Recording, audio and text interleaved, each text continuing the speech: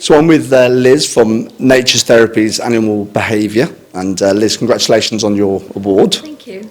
Can you tell us a little bit more about your business, please? Sure. So Nature's Therapies has been my business for the last 5 years, but I've actually done this job for 15 years working for other people. So it's quite nice to have this as my own one that I'm doing for me now. We offer animal behaviour consults, training one-to-ones and Reiki therapy for people and animals. We also offer workshops, lecture in universities, schools, all that kind of thing. And it's not just dogs, which most people think, it's all kinds of animals. So I see dogs, cats, horses, sometimes cows, sheep, chicken, all that kind of thing. So it can be a wide variety of animals that we end up working with. So is there a sort of philosophy that you have in terms of looking at animal behaviours? I suppose it's very animal specific, of course. What's your sort of approach to that? Sure, so it's having empathy for the individual in front of you. So it's really easy to get caught up in the idea that dog behaviour is for all dogs as a species, whereas you need to remember it's the individual in front of you and what their life experience has been and what their traumas have been. So it's very easy for people to see the really forefront symptoms they're seeing, which can be aggression, biting, kicking, all the things that we don't want to happen. But you need to realise they're happening for a reason. The animal isn't being just inherently naughty, which is quite a traditional way of thinking about things. So traditionally, especially with dogs, we think about dominance, needing to be the top dog, but forget that. Think more about the fact that that animal is going through an emotional crisis of some description, whether it be hyper-excitement or hyper-anxiety or whatever, but that behaviour is happening for a reason, and it's being able to hone in on that cause rather than the symptoms being there. So having empathy for the animal and working holistically on all levels, so behaviour, nutrition, what's going on with the owner, everything as a bigger picture is massively important to us. So having compassion for our animals and being empathetic is just massive philosophy for me to have in going forward. So you mentioned treatments or therapy such as Reiki before, which I've never heard been used with animals. Is that something that's quite new? No, so Reiki is a really, really old traditional energetic therapy. So everything is made of energies, that's how we're alive.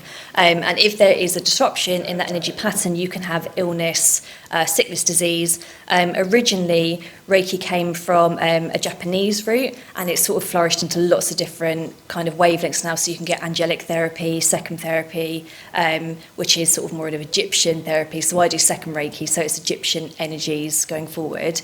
The reason why I love Reiki in terms of that with the animal behaviour is, like I say, holistically you need to treat behaviour as the whole individual, so that behaviour is happening for a reason, so you need to be able to get to the root of that, and that could be, like I say, diet, physical health, but it could also be more of an energetic level. So has that animal gone through some trauma and needs kind of like seeing a human psychologist version of that, and Reiki can be a really, really non-invasive, subtle way of getting through all of those traumatic layers and really helping the animal to come forward. So it works very beautifully with the animal behaviour practices that we do, which are all, of course, positive reinforcement, reward-based.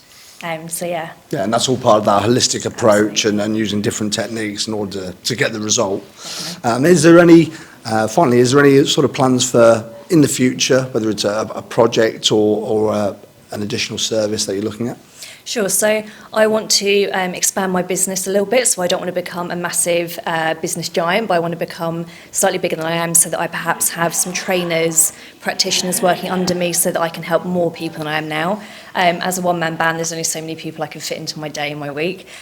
So I want to be able to have some trainers working for me, perhaps some Reiki practitioners. I already work very collectively with other trainers, hydrotherapists, vets, that kind of thing. But to bring that into my own fold would be really lovely in terms of personal growth as well as business growth.